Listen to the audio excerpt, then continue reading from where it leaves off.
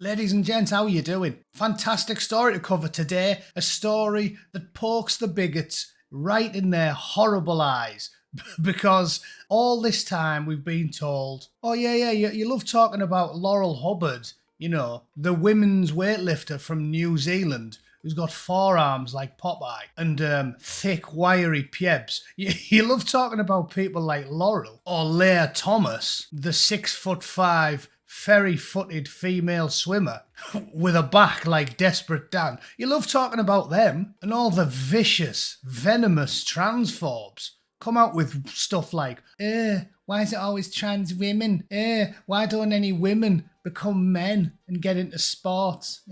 Bigoted. Yeah, they all say that. And finally, I've got a story to prove them all wrong. Checkmate, bigots. Spain's first transgender soccer team makes debut in Regional Men's League. Phoenix is a team of trans boys created entirely by trans boys. But I think it's more than that. A family, a safe space where you can be free and express yourself, one player said. And there they all are in a huddle, beards all over the shop, proving the haters wrong. You do get women transitioning to be men, competing alongside blokes in sports. So what do you know, MAGA boy? What do you know?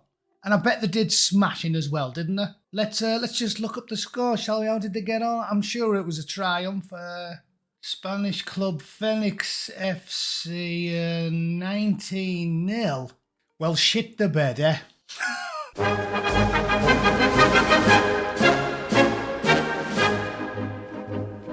Right, I'm going to do a bit of a double whammy today. I'm going to cover that story that I stumbled across while laughing at a Nike ad that someone sent me that in and of itself is side-splitting hilarity. So stay tuned for that one. But just to read you this story, which anybody who, again, inhabits reality, like the people that aren't woke, saw coming 20 miles away. Because, yes, there is a reason why you never see them competing the other way around, and it's because they are cheating. Mr. Thomas is a cheat. That's just a simple fact. Ranked outside of the top 300 as a bloke, all of a sudden, living legend, just because he purchased a nice set of designer piss flaps. So here's a team photo of Phoenix. And the first thing I have to say about this is, you know how everyone points out that there's something really creepy and pervy and weird about all the people on the woke left these days? Why do they always call them girls and boys? Have you noticed that? Boys. When it said boys, I almost felt a bit guilty making this video because I thought I was picking on kids. But look at the hairline on him. Look at the clip of the bloke 3 from the right on the front row. Boy, he looks like he's about 45. They're not boys, they're blokes. Or at least middle-aged women. Whatever. One of the two. But they ain't boys, are they?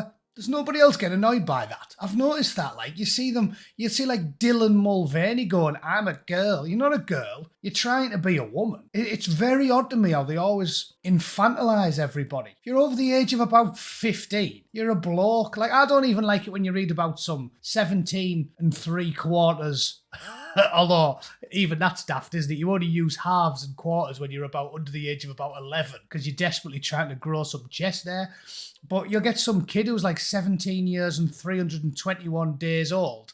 And they always want to treat them like children. Oh, he's just a boy. It was just a boy who butchered a load of little girls at a dance class. No, I know what I was like when I was 16. Thuglet, my dad used to call me when I was a rambunctious teenager. It's ridiculous. They always call everyone a girl or a boy. I'd cynically suggest that's because I think the people that talk like that, if you were to check their hard drive, it's the type of thing that would make Gary Glitter go, huh, Jesus, bit extreme for Gary. That, you know, I think there's something genuinely criminal about a lot of these people. But at least it makes me feel better for taking the piss out of them. Because they're not boys, they're all grown-ups. Judging by the hairlines on some of them, definitely not boys. It does prove that testosterone works though, doesn't it? Because like I said, him on the front row, he's got hair like grey smoke. Anyway, let's read the story. A football team consisting entirely of trans men has begun playing in a regional league in Spain. The squad, called Phoenix FC, has officially competed in the men's 5th division in the Spanish region of Catalonia after being incorporated into a local club in the Barcelona suburb of Sant Feliu, the agency said in an article on Saturday. This makes the Catalan side the first ever all-trans team to join a football federation in Europe. The team played its first game in the league on September 21st and lost 19-0. In late 2022, Spain passed legislation that allows citizens to change their gender without the need for psychological or other medical evaluation. Call me gibberish. Call me gibberish. Up is down, left is right. The world is whatever you want to make it. You can be a 2'3" professional basketball player that looks like a leprechaun. You can be a Victoria's Secret model, even though you've got a body like a bin liner full of coleslaw. You can be a male model on the cover of Men's Health magazine, Honest Mate, even though you've got an head like a melted welly and teeth like a witch doctor's necklace. We can all be whatever we want to be in commie gibberish land. Cheers then. Cheers. Please take me back to the 90s. I like the 90s, when Men's Health models were attractive men with six-packs and Victoria's Secret models were all banging 10 out of 10 hotties. Now, it's a harrowing experience walking past the Victoria's Secret shop. I walked past one in Santa Maria just up the road a couple of months ago, and there really was, emblazoned on the front of the shop, a 25-stone cowhead, some bird who looked like Bill Cosby's mum out the Cosby Show. Just like a howler, like a 2 out of 10 minger who looked like she'd been bobbing for apples in a deep fat fryer. I don't understand what's going on in the world, or why it's even viewed as like political. Do you know what I mean? Like, why is having fully functioning eyeballs viewed as a political statement? Human beings don't like outside of the norm for attractiveness because of evolution. We evolved over hundreds of thousands of years, so the reason we like lean, athletic-looking figures is because some part of your monkey brain sees that and goes, oh, they'll provide me with strong offspring. That's why the birds liked David Beckham in the 90s, and the men liked Angelina Jolie. Now they're trying to tell you, no, all of that evolution that makes us what we are, it's all wrong. It's all wrong. You don't like athletic, attractive women with clear skin, bright eyes, and good teeth. No. You want to go out with some big, fat, porridge-faced howler with 2 teeth? No, I don't. And I don't think me saying I don't should make me right-wing. Like, I don't get it. I'm still socially liberal. But apparently if you want to observe reality as it is, that's making a political statement. I seriously don't get it. I mean, they did it with medical stuff, didn't they? It came to a point where they were saying, if you disagree with our gibberish opinion about the spread of a virus, therefore you hate women and you're a fascist. Justin Trudeau said it himself. So we're living in a world gone mad, which takes us neatly into the next part of the video, which is advertising, right? So I've went on a bit of a rant about advertising there. I'm now going to show you one of the best ones I've ever seen. It's side-splitting hilarity all the way through. This is a Nike advert someone sent me. Check this out. It's amazing. Although, no, you're not going to check the whole thing out because I won't be able to complain about it. You can check out small segments of it, interspersed with me ruthlessly mocking the people who thought it was a good idea. All right, let's have a look. The ad's entitled Nike, Greatest Dynasty Ever, handpicked by Good Ads Matter. Today I have a presentation on dynasties. But I refuse to talk about the ancient Greeks and Romans. That's just the patriarchy. So the first thing to say about this is, whoever made it doesn't even understand the meaning of the word dynasty. Generally, it always meant a line of sort of hereditary rulers of a country, really. And then I suppose in more recent times, it broadened to mean like, leaders of a business or a corporation or something. It doesn't mean a small group of chippy, ill-tempered lezers who play sports for entertainment purposes. That is definitely not what it means, but that's what they're going with. I'm going to talk about a dynasty that I actually respect. An all-women dynasty. Women of color. Gay women. Women who fight for social justice. Women with a jump shot.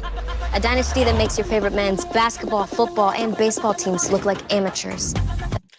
Make the men look like amateurs. Make the men look like amateurs. Let me ask you a simple question. Bear in mind we've just covered a 19-0 football score. Do you actually think that the female basketball team would beat the men's basketball team? You could pick the worst men's team in the league, division, no idea, don't like basketball, don't watch it. But I guarantee LeBron James could run rings around the entire female basketball team with his testicles stapled to his inside leg. That is everybody who knows anything about basketball has told me this many, many times. The reason the women's NBA isn't popular is because they're not as fast, not as strong, not as dynamic, they're not as athletic, they're not as just entertaining to watch because it's tepid. So the premise is completely ludicrous. They've never read a dictionary, and I also fail to understand what lesing off has to do with anything. Why did she say women of colour that are gay? Is there any evidence to suggest that if you love slapping the shit out of a bearded clam, you're better at slam dunking? I mean, surely you need strong legs, don't you? Not strong wrists, just from going on your girlfriend's wet lettuce. A dynasty with fire braids, a dynasty with sick style, a dynasty with crazy dimes, a dynasty that makes Alexander the Great look like Alexander the Okay. Alexander the Great looked like Alexander the Okay. This is a man who conquered half the world, and it's quite trendy now for historians to always say that his dad, Philip of Macedon, was the great man, really, because he essentially handed Alexander a massive army, and that's a good argument to make, really. Obviously, because it's easier to work with what you've got than create something from ground up. But ultimately, Alexander the Great is legendary because despite any other advantages, he had one thing that marked him out from almost every other famous general in history, especially including any from the last couple of 100 years. And that's his personal courage. Alexander the Great used to stand on the front line with his men, or as part of the cavalry, he famously would draw the enemy to him. He was like the modern equivalent of a bullet magnet. He used to encourage the enemy to go for him. He used to personally fight on the front line with his troops, which is something all fighting men genuinely respect. And that's why he was worshipped by his men, and that's why he took them further than anybody had ever went before. They adored him for it, because he put himself in harm's way right in the thick of the fighting all the time.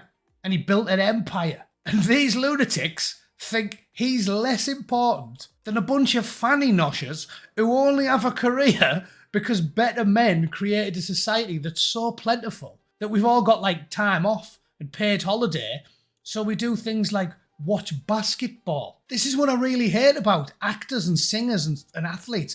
They don't seem to understand that those careers only exist because we've basically built a paradise. It's why I've joked about it and said I think I'd enjoy the apocalypse, because at least I know I'd be happier than people like Owen Jones or Brittany Griner or something. Because jobs like that only exist because we live in luxury. If you're tilling the fields 15 hours a day or doing 76 hours a week in a coal mine, you haven't got time to watch sports or watch actors or listen to singers. These careers are worthless, totally worthless. A bus driver does more for society than a female basketball player. So what are you talking about, lunatic? The dynasty that's been reigning for the past 25 years. It's undefeated since '96. The USA basketball women's national team, 7-time consecutive gold medalist. And most importantly, women that made it possible for girls like me to feel like they can be a part of whatever dynasty they want. The greatest dynasty ever. Right, so that's it. Listen, you don't understand words. You just don't understand words. It's not a dynasty. Secondly, it's a triviality. It's nothing. It's a game. It's worthless.